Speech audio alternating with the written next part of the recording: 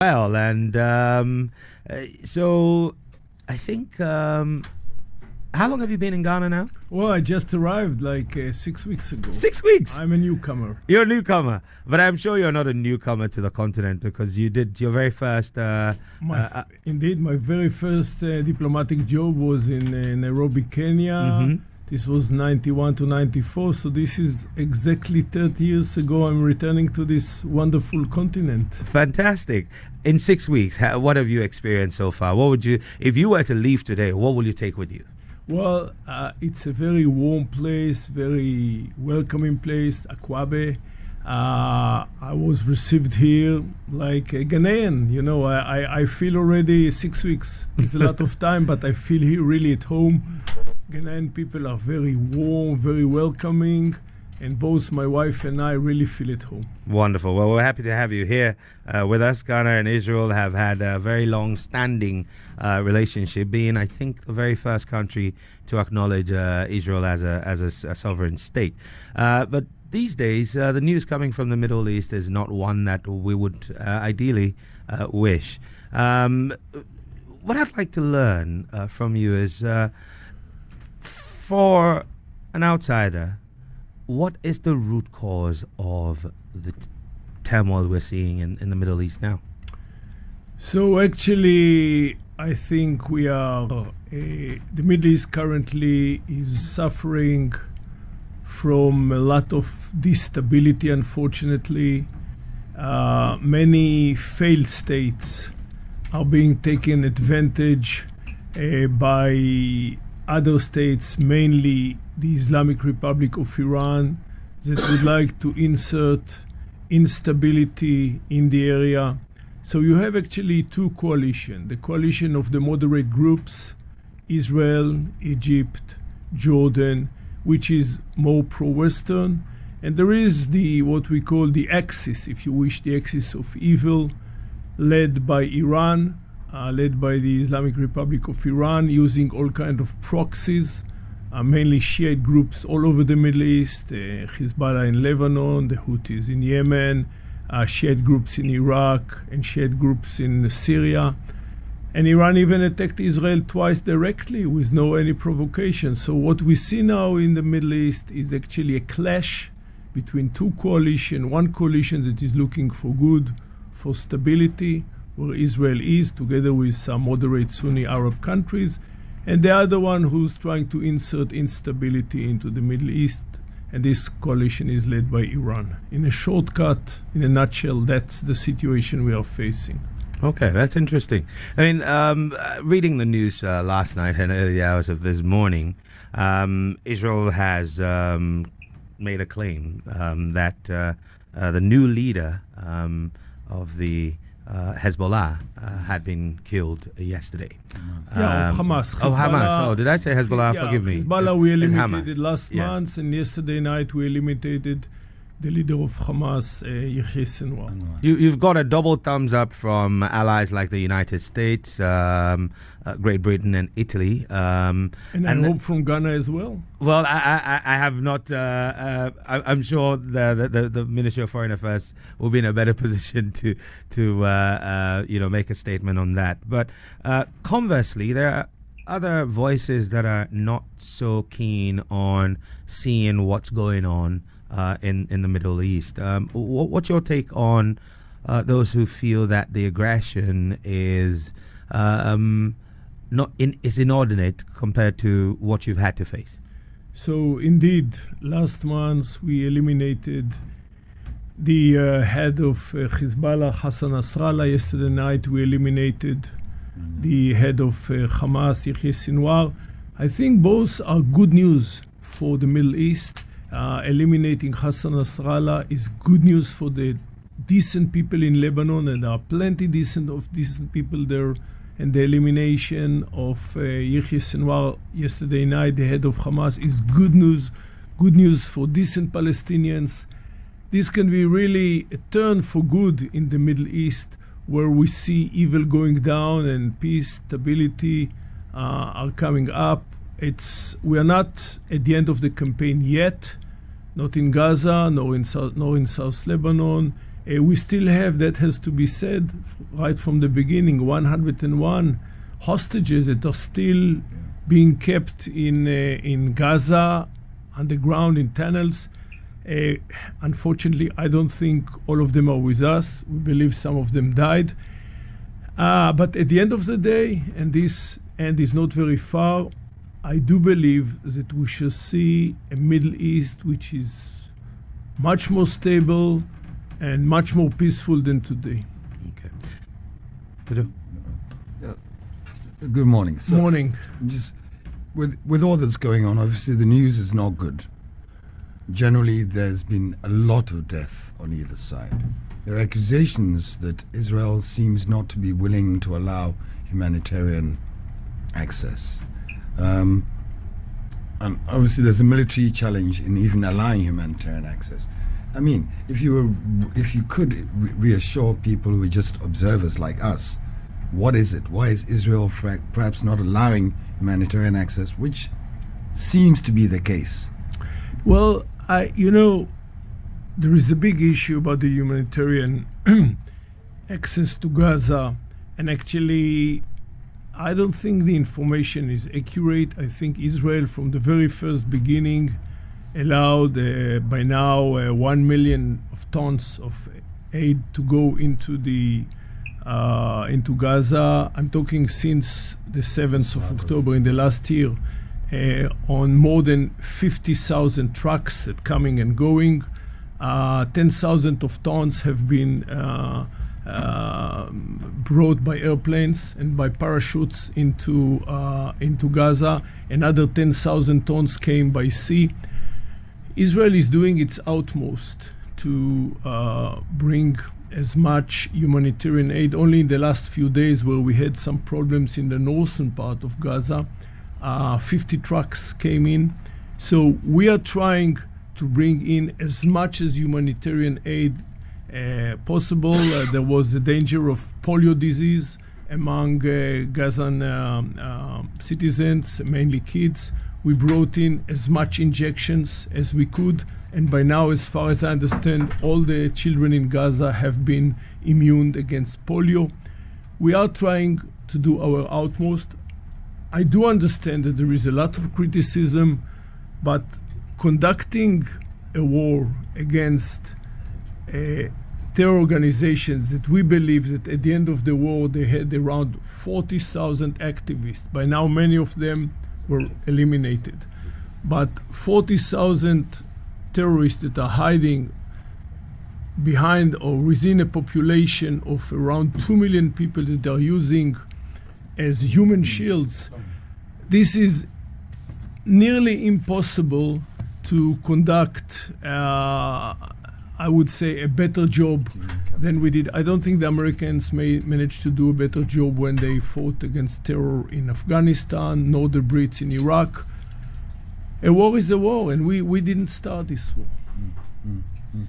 Yeah, is there an end in sight? I mean, when all of this is said and done, and if there is a war, what is Mr. Netanyahu's intent with all of this? To prosecute this war, get to a point, and... So the end goal, the end game, I think is a crucial question.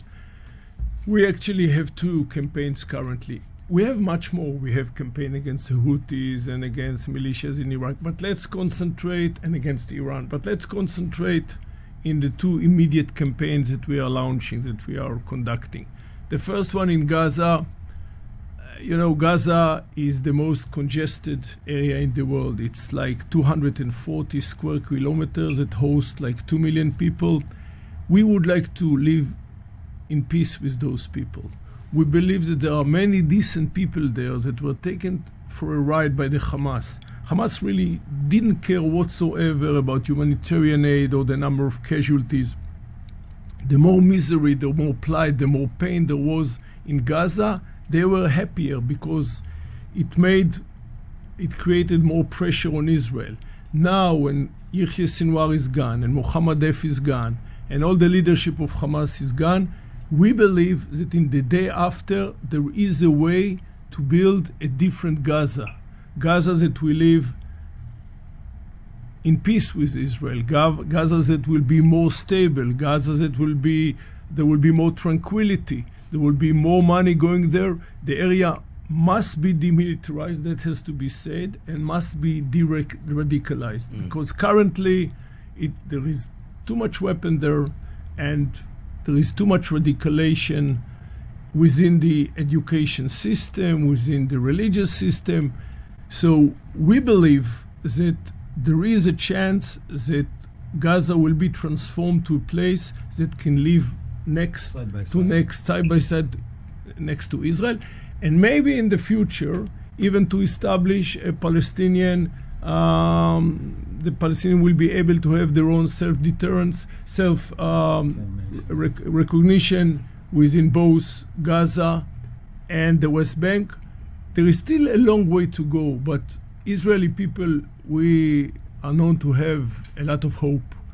And now there is a Jewish holiday, and in our holidays we always pray for peace, and we mean it.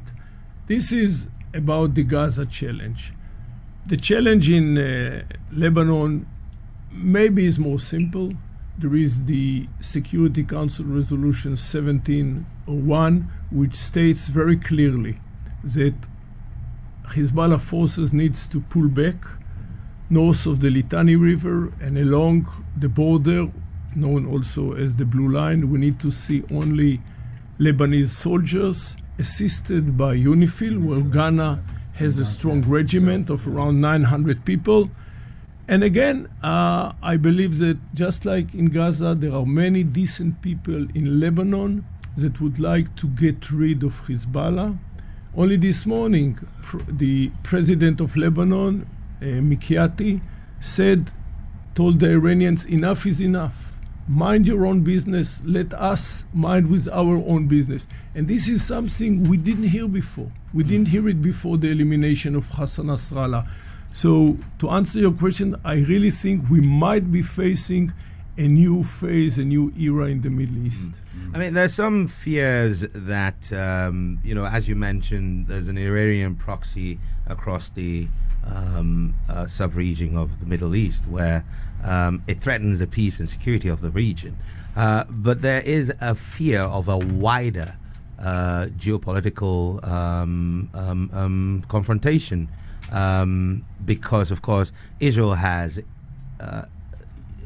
allies in the West.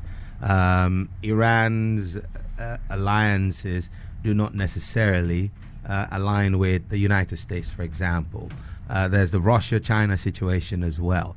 Could this escalate to a point where we will end up with a global conflict? To some extent, the situation in the Middle East is not far from situation we see in some places in Africa, like in the Sahel, if you wish. Okay. I think, and I say it carefully, we might be seeing the return of the Cold War to some extent. The United States, I think Ghana also belongs to this pro-Western, pro-American camp. The United States, Europe, Israel, Ghana would like to see peace and stability, but there is another camp which Iran is part of. Unfortunately, we see the Russians assisting the Iranians. We suspect that the Russians were assisting also Hezbollah in the past, and even the Houthis nowadays. I'm talking about suspicious, but I think this suspicious is quite based. So basically, we might be seeing now the return of the Cold War. Now, are we going to see now an eruption of a volcano in the Middle East? I don't know. Israel is very careful not to such a thing will not happen, because we will be the first to suffer. And yet, that has to be remembered that Israel was attacked twice lately by Iran, not by the proxies, but by the head of the snake, the Islamic Republic of Iran. We were attacked twice, last time with 180 ballistic missiles.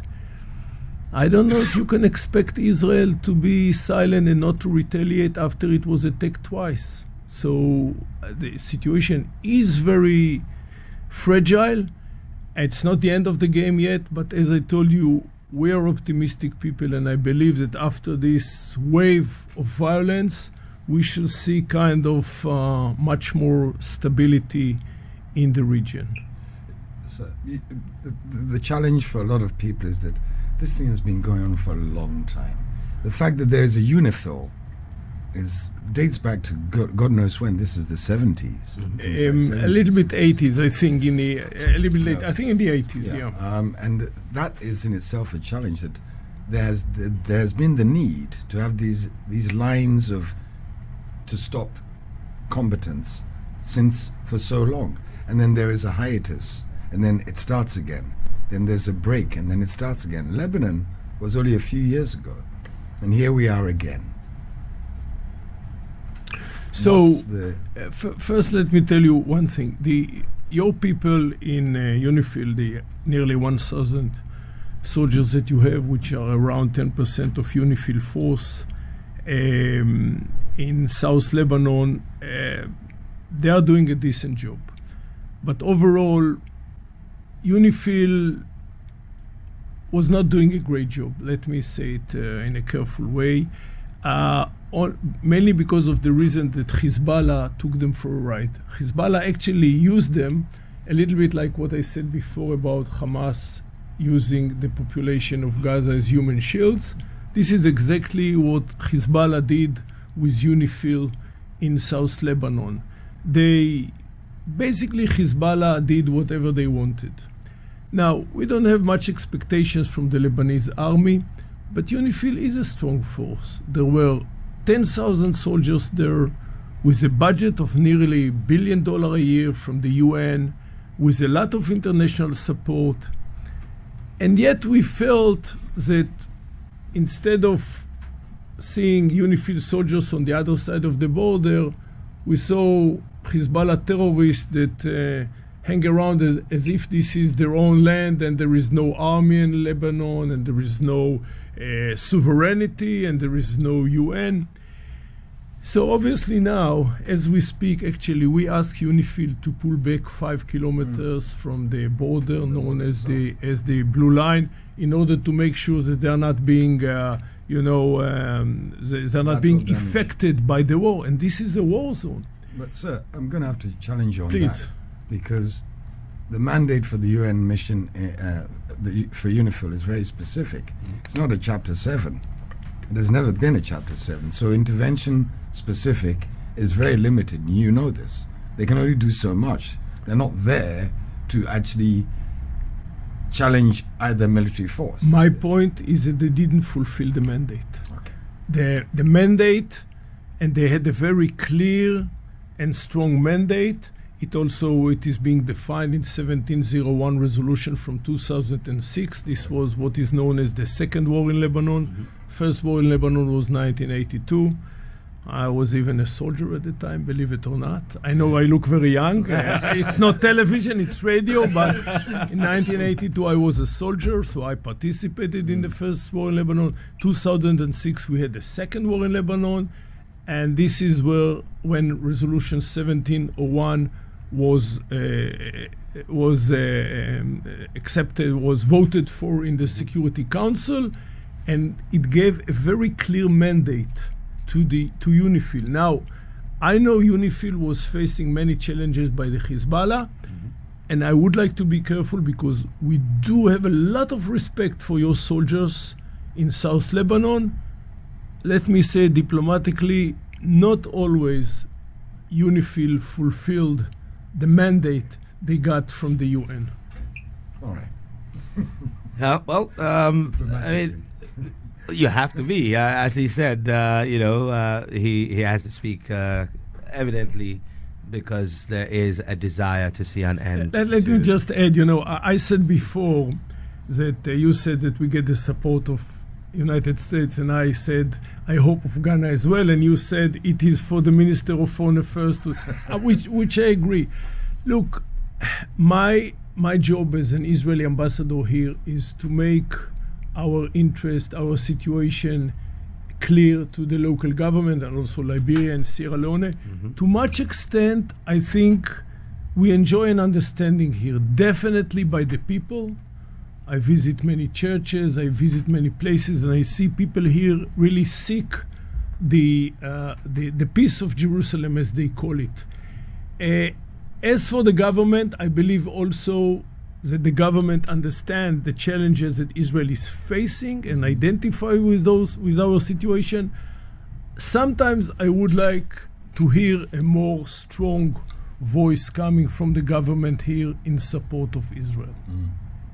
This government or African governments, or specifically this government? So Ghana was always a beacon of support of Israel since your establishment in 1957. Obviously, there are some African countries like South Africa and Algeria, which are conducting a very anti-Israeli policy. So Africa, I think, among the 54 states, 55 if you want to count Sahara, we don't, is divided. I would say basically half of the continent is conducting a very, I would say maybe less than half. Third of the continent is conducting an anti-Israeli policy, and 2/3 of the continent is understand the Israeli interest and understand basically the policies that Israel is conducting. Ghana was always part of this camp, of this side that understood Israel better. I would like Ghana to continue to be on this part of the African map.